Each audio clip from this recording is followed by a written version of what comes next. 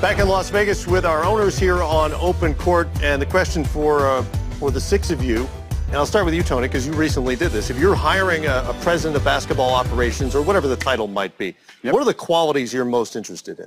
Well, for me at least, a president of basketball operations, a head of basketball operations, a general manager is all the same. You own basketball personnel. Your job is to make sure we have the best players on the court, the best players that we can develop for the future. So your job is all about players, and a coach's job is to win every day as much as possible. So I do differentiate between the two, of course. I've learned that over time, a relatively short period of time. But I am a big believer that a general manager, head of basketball operations, president of basketball operations is all about understanding and not just what makes a good basketball player, of course, now, but I would also say, which I did not appreciate when I came into the league, how tough it is when you're drafting kids that are not 21, 22, but actually 18 or 19, and expecting them to be great ball players at 22, 23, 24. So you're really trying to figure out how a kid is going to develop 5 years forward.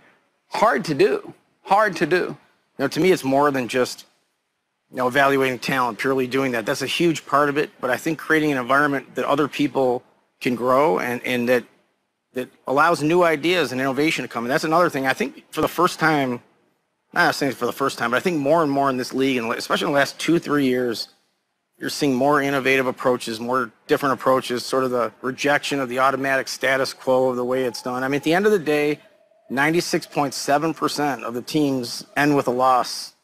You know, only 3.3% win the championship. Otherwise known as one. Yeah. One. So, you know, it's, you know, there's a lot of things that have to come together to win a championship, that's for sure. He brought up meddling, and there's a perception among ownership that you're involved or you've crossed a line and you've gotten into meddling with your basketball people. And obviously you leaped over that line a long time ago, Mark. So yeah, I mean, I'd like to think I invented meddling, but Jerry Jones actually did. And it was funny. I remember Dave Checketts, who was running the Knicks at the time, asking me, are you going to be like that other owner in Dallas? And this is in the end of 1999, right? And I'm like, I hope so. He's selling a whole lot of tickets, and he just won 3 championships. And they really were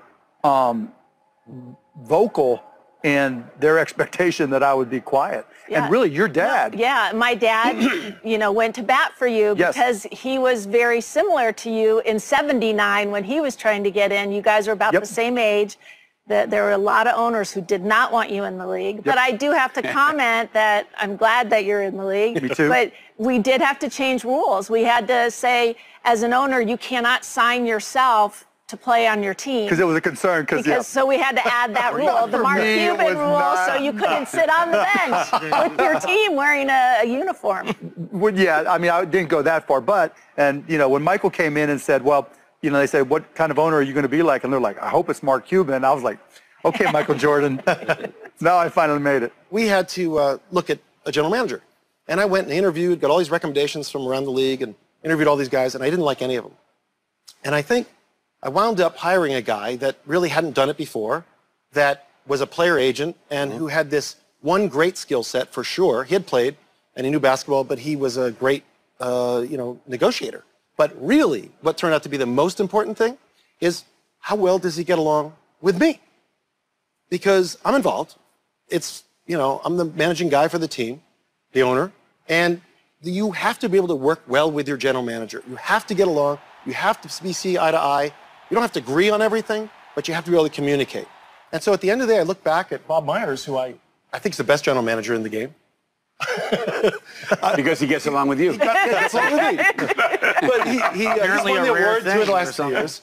But here's the truth is, we get along great.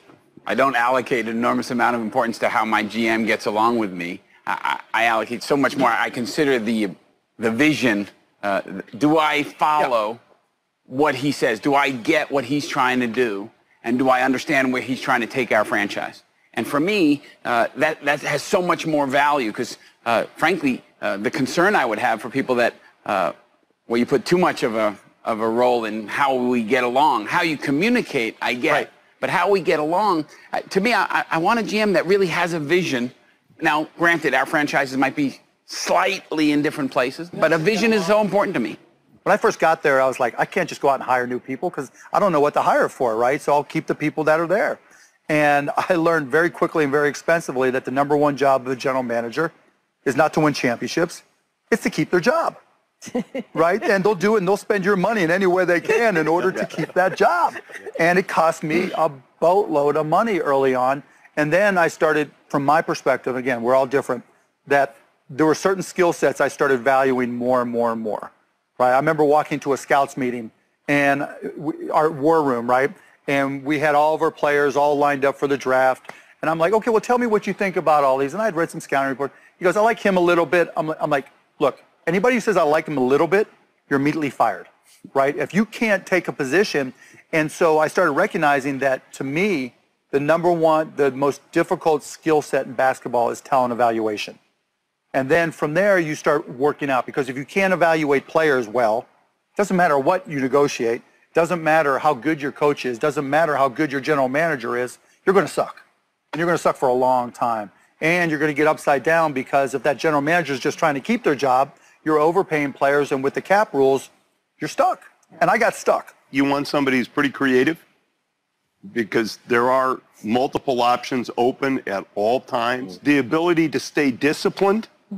If you have a plan, oh, no, we could win 2 more games this year. Oh, God, if we just win 2 more games, we could deny all flexibility for the next 3 years, but we win those 2 games. So he's going to win a game for us. Yeah, this guy will win a game for us. A little discipline, a little creativity, because by the time you get down to some guys, then I don't have an opinion.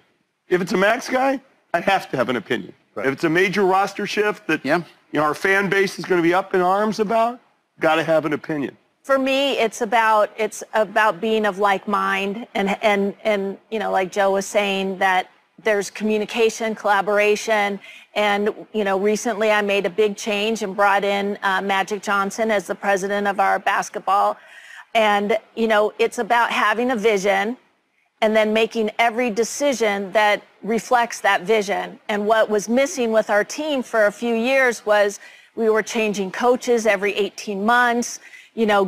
Emphasizing defense, then emphasizing offense, and like the roster can't change that quickly.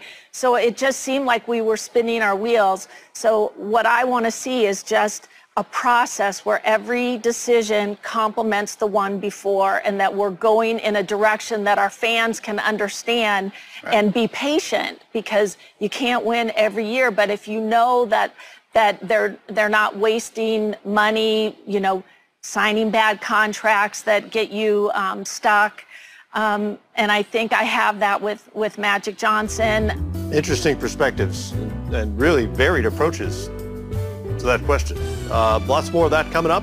Open Court Owners continues from Las Vegas after this. I'm not a believer in bad luck, good luck. I choose not to live my life that way. I think you make decisions, you put yourself in a position to succeed or fail. It's just the way I choose to live my life, and that's what I believe. We're not talking about living our life. We're talking about the realities of the NBA.